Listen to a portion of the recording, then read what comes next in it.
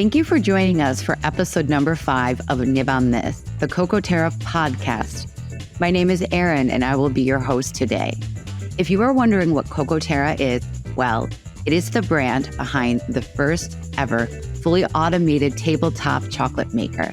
Visit CocoTerra.com, that's CocoTerra.com, to learn more about home chocolate making, and be sure to check out our chocolate blog. You can also find information on how to pre-order your own CocoTerra chocolate maker. Niban This aims to bring our listeners the best and brightest from the world of cacao and chocolate. We will explore the many layers and deep-rooted origins of chocolate in hopes of bringing new perspectives and awareness to this global community. Today, we are honored to have with us as a guest, Lluc Crusellas, winner of the Chocolate Masters 2022. Hi, Lluc, and thank you for joining us today. Delighted to be here. Perfecto. Congratulations once again on winning the World Chocolate Masters. I mean, it's an amazing achievement and one that comes with an increased visibility, right? And responsibility. So how has your life changed since then? I know that this was in October, November of last year that you won. So now it's changed. At first, I thought I hadn't changed my life, but as the days went by, I noticed it actually had. The truth is that we've gone from mostly dealing with production to mostly dealing with management. Our team and product sales have grown a lot, as has R&D. Also, the media impact, which has also been very important. Fortunately, I also believe that we have been able to make the world of chocolate much better known to the general population. Because while on a professional level it's very well known, it's important to reach ordinary people, and we have reached them. And now we obviously have a very big responsibility because the product that we put out, that I make with my own hands, must live up to the award. A product that is worthy of the World Chocolate Masters. So I'm happy about this, which was our goal all along, and I'm satisfied with the results achieved. Y satisfecho del resultado conseguido. Sí. Muchas gracias. And so you are one of the youngest contestants, 27, I believe, right? And the winner of the World Chocolate Championship. So how did you start your journey? And where does your passion for chocolate come from? You're so young, so how did it start? Actually, when I was little, I wanted to be a cyclist, but I liked gastronomy, and I had a cousin who owned a restaurant. When I was 17 years old, he told me to come spend a summer there and see whether I liked it or not. So I went to his restaurant one summer and he had me making desserts. I really liked that world and decided to study confectionery. I studied in a Hoffman bakery and in Sucra, where I learned this was a world that I was passionate about, especially the creative part. I think confectionery and chocolate have a brutal creative side. And little by little, I worked in a place in Barcelona and eventually came here to Vic to create this great project. And the world of chocolate was a trigger. I have a sweet tooth. I like chocolate, but I also love the creative part of the world of chocolate, which is endless. You can make 1,000 things and customize in 1,000 ways. I think it's a product that people like very much, but is generally undervalued for some reason. But by working together and with achievements such as what we have done at World Chocolate Masters, we can reach many more people and get them to enjoy chocolate as much as I do. So what was your experience in Paris when you were there? And what was your creative process and your inspiration, especially in your elephant creation, which, side note to everybody, the elephant creation is going to be on display at Harrods in London. So please go see that if you are in London in the tea room. I believe it's in it's in April, correct? April to May.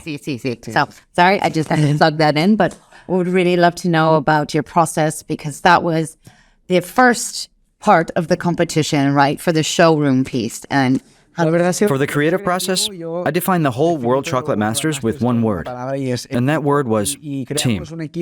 We created a team of 22 people who stood behind this great little project. Of course, I led the project, but without the help of all these people, it would have been impossible to carry out.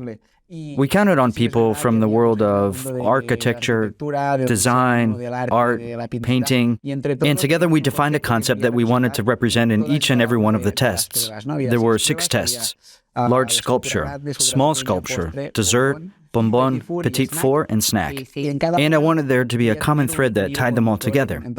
So the expression that encompassed the entire test was simply great. The simplicity of great things. And I think the animal that best represents this is the elephant. So the idea was born from a creative session with the whole team working with this goal in mind. An animal that, when you look at it, embodies the expression, simply great. See, the elephant, how much does it weigh? 142 kilograms? 170 kilograms.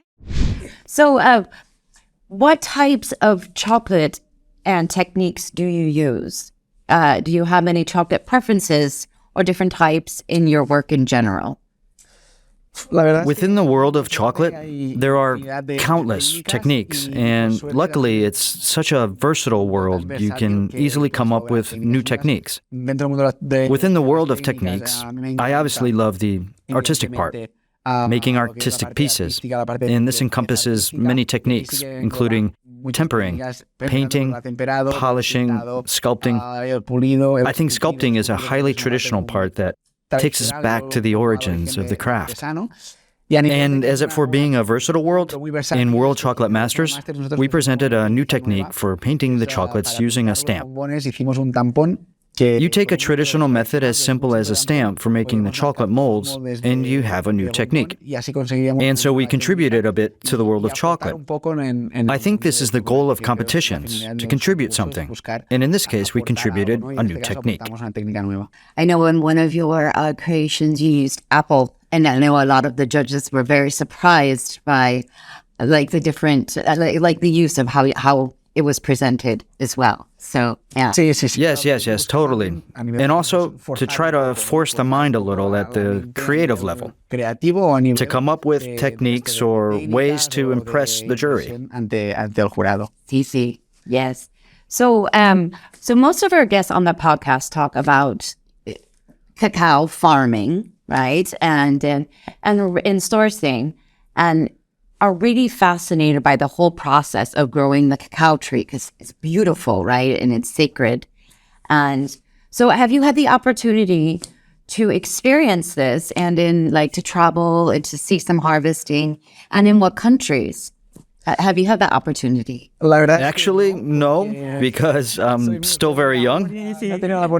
Also, I've not had the opportunity because I've spent the last 2 years preparing for the contest. But luckily, one of the prizes is to visit a plantation, see the whole process, and then go from the field to the factory and see the chocolate making process, how the brand does it, from bean to bar. So I'm looking forward to that. And I truly believe that as artisans, we should be aware of where it comes from, who grows it, and how we treat it at the end. We can go together one day. Great. Sounds perfect to me. Anytime you want. And so that leads to the next question. So I noticed in the videos you had such a crowd of everybody cheering you on, and then the Catalan flags, and I mean that must have felt really, really great. So I'd like to know more about that. The truth is that it's important to take care of our territory because globalization is all very well. But the problem with globalization is that it penalizes small territories, or at least the parts of countries that are not the capital or central cities. In this case, I wanted to defend our territory, the local product and the small farmer. There's nothing quite like being able to name the person behind the fruit, the vegetable, or the ingredient that you buy. to name the people who grew it. Often we buy fruit or, as we were saying, cocoa, without knowing who grows it. And the best thing is to know the people behind it. This makes you value the product more. And this is what I've done. Of course, traveling helps you to get to know the world and discover new ingredients, shapes, textures, techniques. But I also believe that as inhabitants of a certain place and as neighbors of a city, we must take care of our local products and also value them and promote them. And that is what I did at World Chocolate Masters.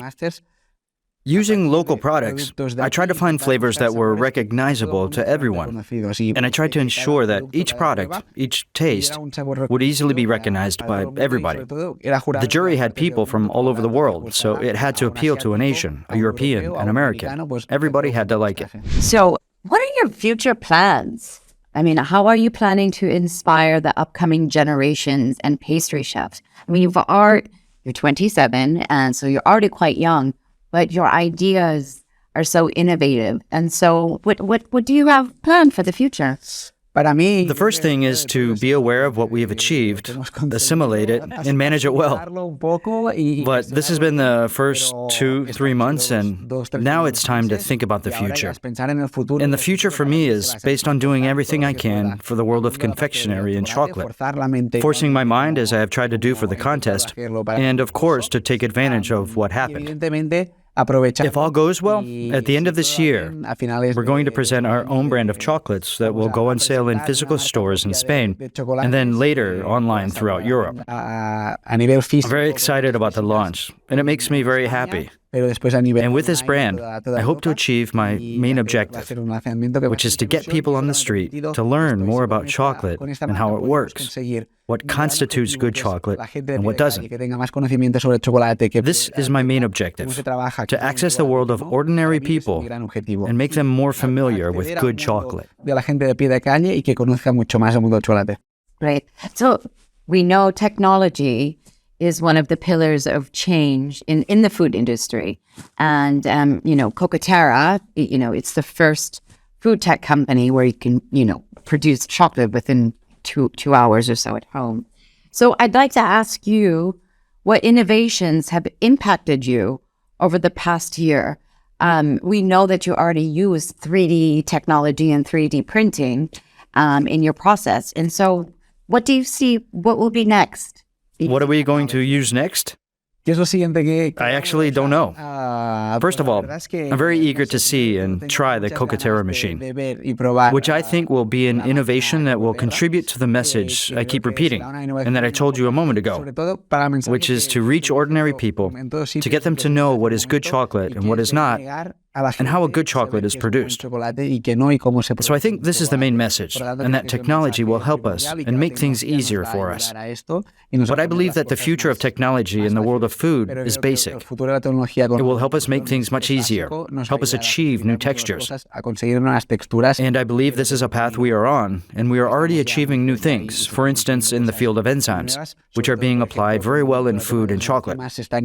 It will also help us force the mind and, above all, to break the rules of the game and tradition, to reach new goals through technology.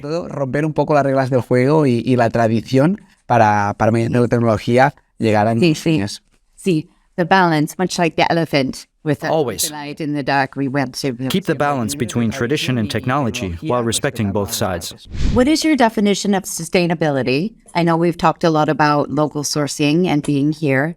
And how have you continued to incorporate this in your practice?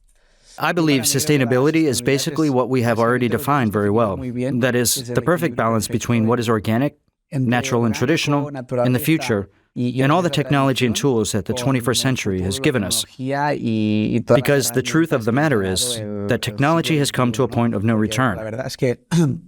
But if we manage to strike the perfect balance between those two parts, technology and the traditional, organic and natural, we will have perfect sustainability, because one thing will benefit the other.